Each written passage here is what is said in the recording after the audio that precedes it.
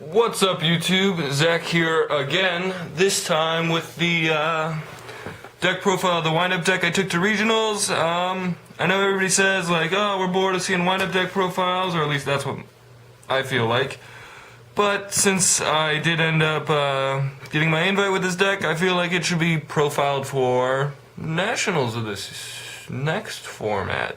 Actually, I still think like this deck will be the most powerful deck. People will continue siding their Max Cs, and so this deck will go out of popularity, and then at one YCS somebody will play it because the Max Cs will stop being sided as windups are done being played. Like, what I'm trying to say is windups will be a seasonal deck, so they'll go in and out of style. So I figured I'd give this profile for when windups do get picked back up again. I will also go over some of my card choices, since I do have some techs, and cards I would take out and stuff, just in case anybody's trying to make this deck. So, hopefully I won't screw up. But, anyway. We've got 3 Wind-Up Rabbit. I think I was running 2 before this.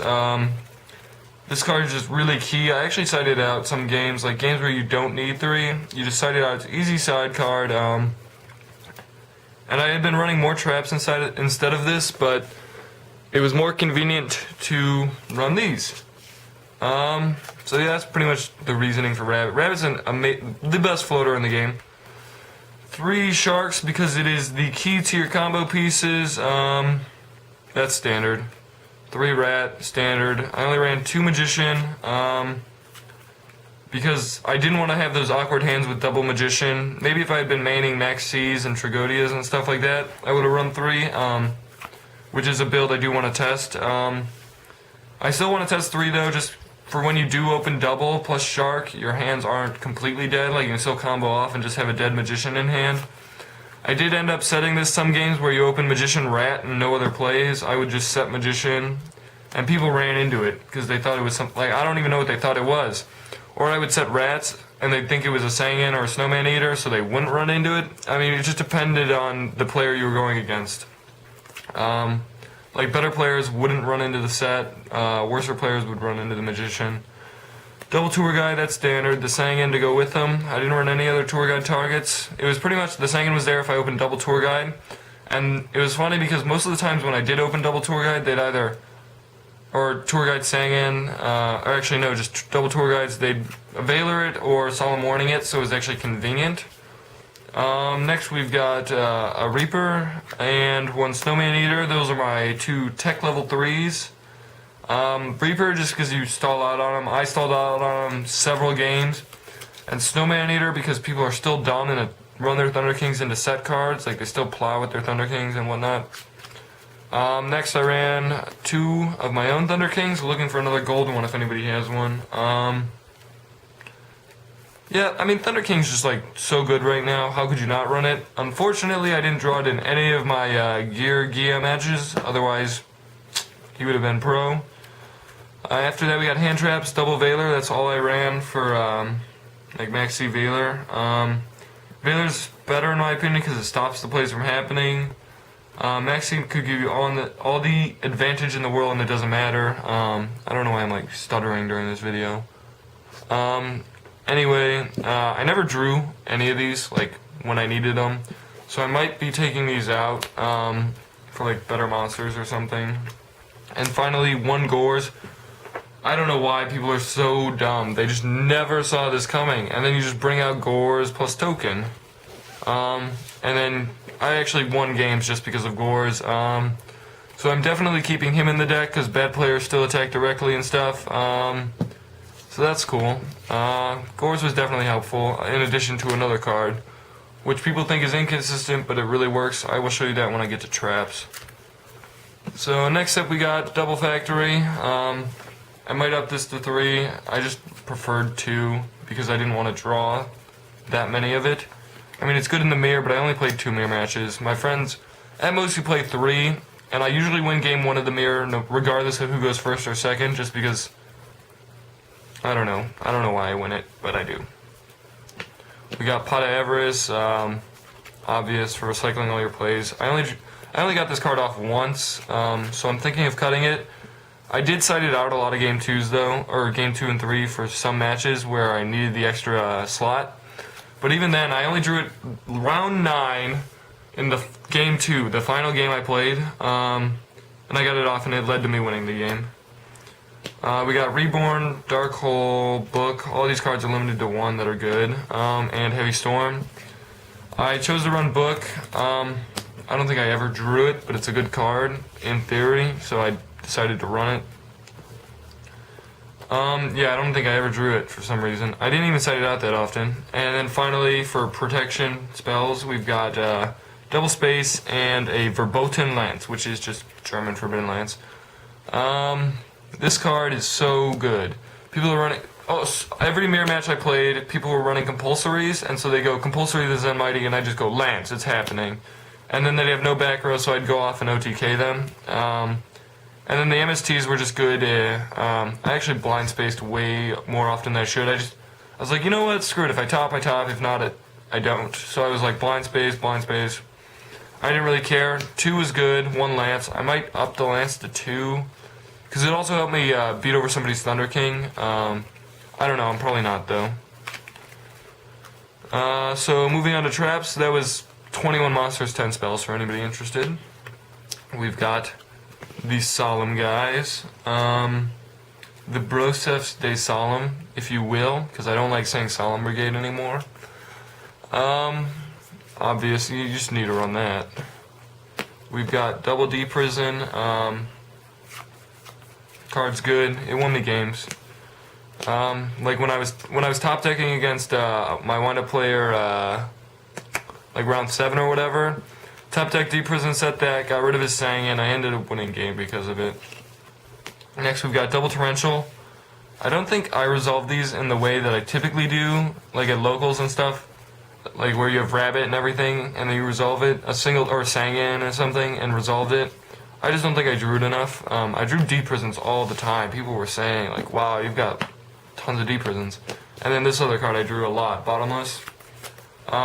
Really helpful card. I think that was like MVP of this deck. I didn't like warnings that much. I don't know, it seems so part of the Bottomless with the whole priority and whatnot, and D Prisons were amazing. If you haven't seen my match video or like my list, updates, whatnot, on the regional, I'll put it like down here or something. And the final 2 cards were Mirror Force, just 1. That's all I needed. It helped. It was more of a 1-for-1, so I might actually play a 3rd D Prison instead of it. But the chance that it could be more than that is enough to keep it in. And then I've got a Starlight Road, which people were so dumb all day.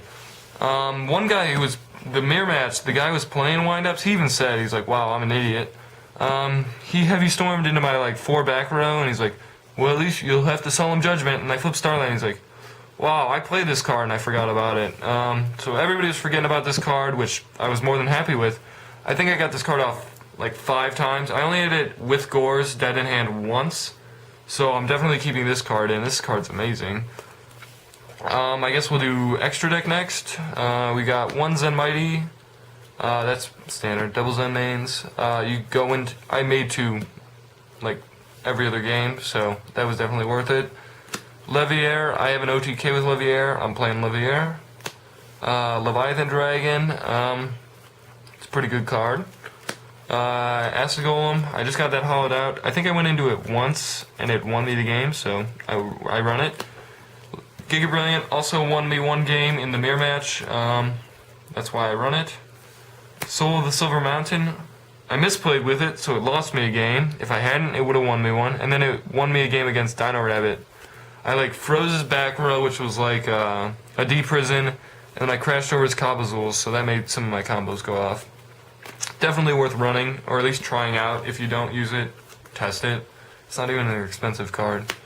We got 1 Tempo. I only went into it once, and the one time I did go into it, it won me a game, so it's good.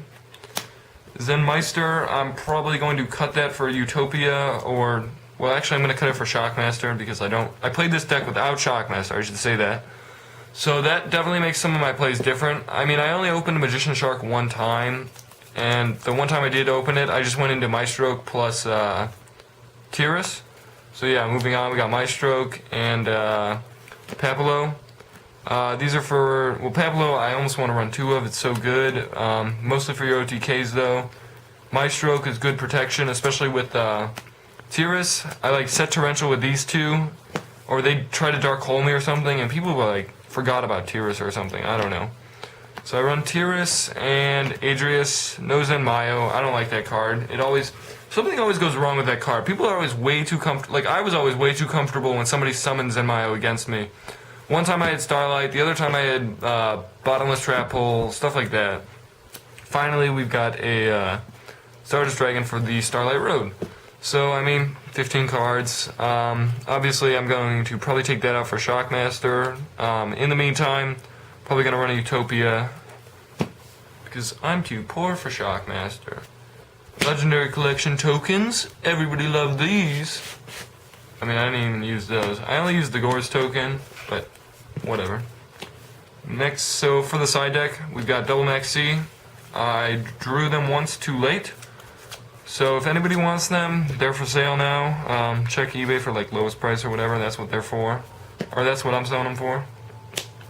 1 Tragodia, when I sided in the Max Cs, the hope was that I would then draw into a Tragodia that would have like 11,000 attack or something. Like, that's what I joked about with people. One day I'm going to drop a huge ass Tragodia because somebody's going to go off with windups. Fortunately, never drew Max C in the mirror match, so Tragodia was still good. Whenever I'd side out Gores and I'd put in like Defissures or something, or Royal Decrees, Trago definitely put in work. 2 Gemini Imps, didn't play a single Dark World match, so that card was absolutely useless. Glad I only ran 2 though. My friends dedicated 3 spots to it, so that would have been worse. 1 Snowman Eater, card's good. Prohibition I'm taking out. The card was really subpar. Yeah, I mean, like, it was good against Paul Cooper game 2 or whatever. I called Alias with it, like you're supposed to. And he couldn't get Alias back with the Shining, so I just was able to maintain control of that game because of it. But beyond that, every other time I sided it in, I'd draw a dead or something, or it'd be like too late or something. Something would go wrong with that card. We've got Double Dimensional Fissure. I don't know when I sided this in. I don't think I sided it that often just because I didn't play a match where I needed to. So yeah, I didn't need that. I might have... Oh, I sided this in against Beast Stun, but it didn't do anything. Next up, we've got Messenger of Peace. That's an obvious side card. Third of MST, that's obvious. Double Decree. These were kind of subpar. Maybe I didn't play them right. I mean, they helped a little, but I think I'd rather run Trap Stuns and then OTK them. So yeah, there's that. And a Dust Tornado for when I played that Beast Stun deck. I drew the Dust Tornado and stuff like that. And if I had gone against Gravekeepers, I would have sided those in. So overall, pretty good deck in my opinion. Like I said, I'd probably take those out of the side. That out. I'm going to keep those in. I'm going to probably take those out. I might cut hand traps from the deck altogether. But this was definitely a really good testing experience, and overall topping was cool. Beyond that, I want you guys to check out the rest of my channel. Rate, comment, subscribe, etc. And yeah, I think there's another Cleveland Regional January 19th or whatever, so hopefully see you guys there. Peace out, YouTube.